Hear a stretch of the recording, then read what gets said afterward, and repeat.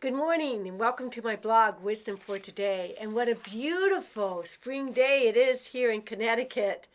I love spring.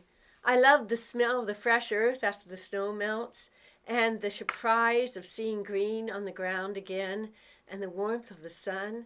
I love the smell of flowers and I love the sound of birds chattering early in the morning. Have you ever walked along a sidewalk and found a little flower growing out of a piece of concrete? And you thought how amazing it was? I brought a picture today of a flower growing through concrete. And I also brought a vase beside me.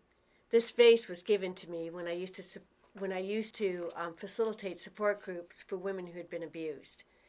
And someone painted it for me and created it for me to symbolize a rose growing out of a broken heart. I love that.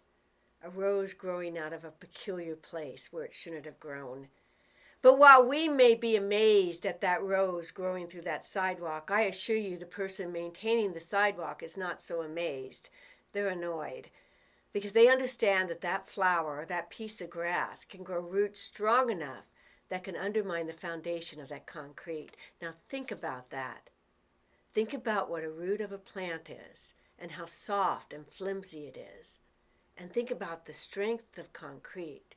And yet, if a rose or flower is allowed to sit in there, it can undermine the cracks in that concrete.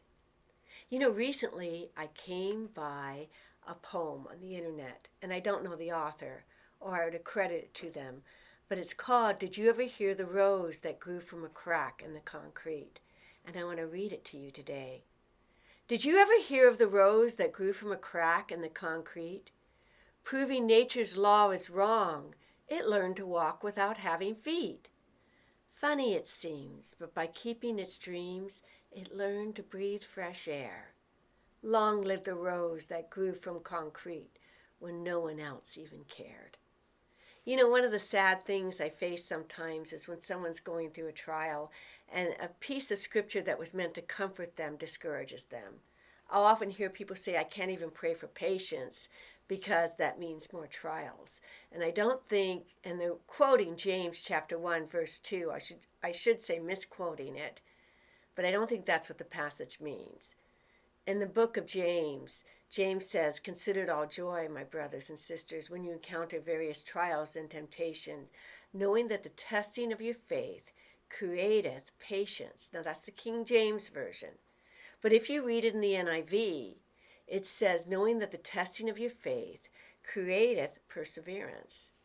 And if you read, my favorite translation is the New American Standard, it says, knowing that the testing of your faith createth endurance.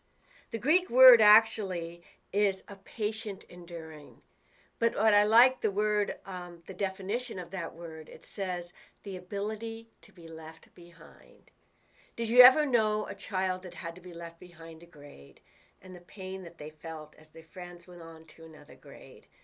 That felt awful, and they felt awkward and oversized for the kids in their class.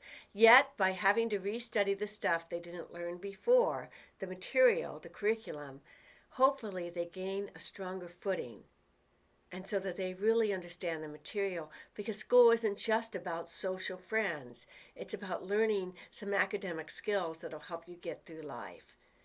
You know, in life, sometimes illness or sadness or grief make us feel like we're left behind. But I want to assure you that that's not the case. Life is not a big parade where you have to keep up with everyone else. Life is a journey.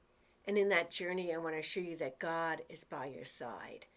Because in Scripture, the full Scripture, James says, Consider it pure joy, my brothers and sisters, when you encounter various trials. So the trials are there, whether you have the patience to endure them or not.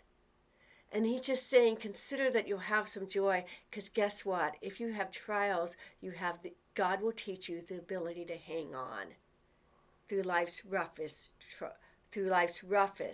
situations. And let me tell you, that's the one skill that'll get you through anything.